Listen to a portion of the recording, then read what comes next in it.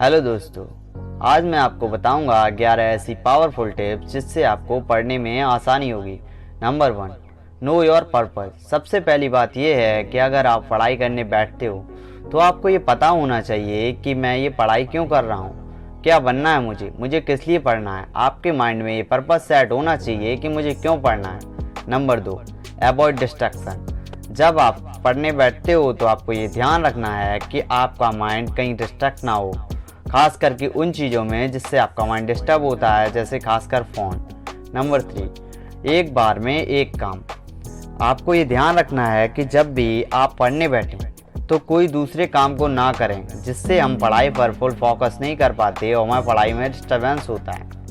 Number 4, make always time table. हमेशा time table बनाकर पढ़ें। ध्यान रहे कि जब भी आप पढ़ाई करें तो हमेशा टाइम टेबल बनाकर पढ़ें। इससे हमारे माइंड में एक टाइम शेड्यूल सेट हो जाता है, जिससे हमें पढ़ाई करने में आसानी होती है।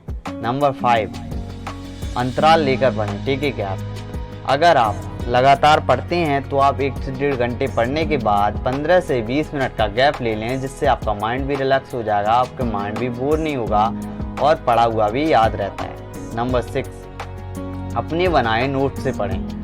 हमेशा अपने हाथों से बनाए हुए नोट्स से ही पढ़ें। इससे ये होता है कि लिखते समय कुछ प्रतिशत भाग हमारा माइंड कैच कर लेता है, जिससे हमें याद करने में आसानी होती है।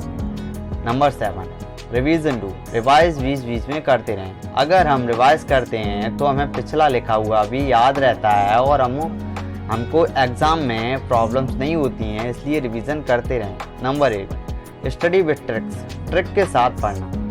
जब भी पढ़ाई करें तो ये याद रखें कि ट्रिक का यूज हो वहाँ ट्रिक का यूज करें। ट्रिक यूज करने से कठिन सवाल भी आसानी से याद हो जाते हैं। Number 9, take proper sleep. पूरी नींद लें। अगर आप पढ़ाई करते हैं तो आपको ये याद रखना होगा कि आपको 6 से 8 घंटे की नींद तो लेनी ही है, क्योंकि कम नींद लेने से हमारी बॉडी पर इफेक्ट पड़ता है, जिससे हमें पढ़ने में दिक्कत होती है। Number 10, make your study habit. कभी कभी ऐसा होता है कि पढ़ने के अलावा और भी काम करते हैं, जैसे दोस्तों के साथ घूमना, मस्ती करना। इससे हमारी पढ़ाई पर इफेक्ट पड़ता है, तो इस हैबिट को भी जहाँ तक हो सके स्टडी हैबिट में बदलें।